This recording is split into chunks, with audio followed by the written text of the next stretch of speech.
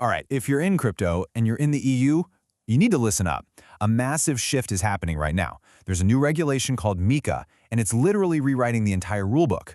You've got to know what this means for you and for your assets. So let's just start with the most important question you should be asking yourself. Are my assets ready for what's coming? Because these new deadlines, well, they're set in stone, they're coming up fast, and doing nothing could have some very real consequences. You know, for years, everyone's called the crypto market the Wild West. Well, you can officially say that era is over. The EU has just rolled out this huge legal framework, and if you're in the market, understanding it isn't optional anymore. It's absolutely essential. So what is this thing that's causing such a stir? It's called MiCA. And honestly, the easiest way to think about it is as the first official rulebook for the crypto game here in the EU. It's all about bringing some order, trust, and a whole lot of clarity to the entire ecosystem. Okay, so the full name is a bit of a mouthful, the Markets in Crypto Assets Regulation.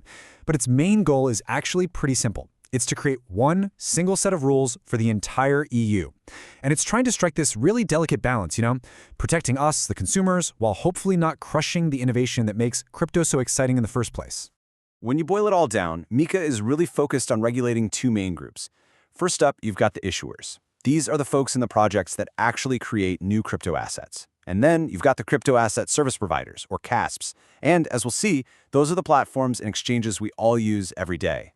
Now, MiCA pays really close attention to something it calls asset-referenced tokens, or ARTs. Think of them kind of like stablecoins, but instead of being backed by just one currency, like the US dollar, they're backed by a whole basket of different things. That could be multiple currencies, gold, other commodities, you get the idea. MiCA is bringing in some very strict rules for these. And then you have the service providers, the CASPs. You're going to want to get used to that term. It's basically the official name for, well, everything. The exchanges you trade on, the wallets that hold your coins, any platform you use to buy, sell, or manage your crypto. If you're using a crypto service in the EU, chances are you're dealing with a CASP. So who's making sure everyone follows these new rules? Well, meet the new referees. On one side, you have the European Banking Authority, the EBA, and on the other, the European Securities and Markets Authority, or ESMA. These two are the heavy hitters. They're working together to set the standards and to make sure everybody is playing by the book. So what does this all mean for you? Well, one of the biggest changes is about your rights as a customer. We are moving from what was basically a good luck with that system to a world where there's now a guaranteed, formal process for handling complaints. So here's how this new process is going to work. Under MiCA, you can file a complaint, and it has to be free. The company is then legally required to acknowledge they got it, they have to investigate it fairly, and then they have to give you a clear answer. This is a massive step forward for consumer protection in crypto. And just to be clear, this isn't some friendly suggestion. It is the law. This code is pulled directly from Article 31 of the MiCA regulation itself. And the words here are so important: prompt, fair, and consistent. Those are now legally required standards that every crypto provider has to meet. Okay, now for the part that everyone really needs to zero in on, the timeline. Seriously, the clock is ticking, and there are some key dates coming up that you absolutely cannot ignore. So MiCA is being rolled out in a few stages. The rules for stablecoin issuers, those RATs we talked about, already kicked in on June 30th, 2024, and they had to apply for authorization by July 30th. But the one that affects everybody, the one that impacts every single service provider, that's the one we all need to be watching.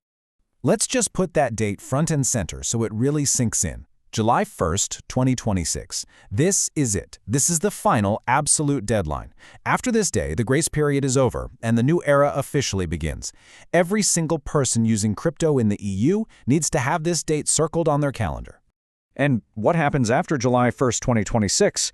It's actually pretty simple and pretty severe.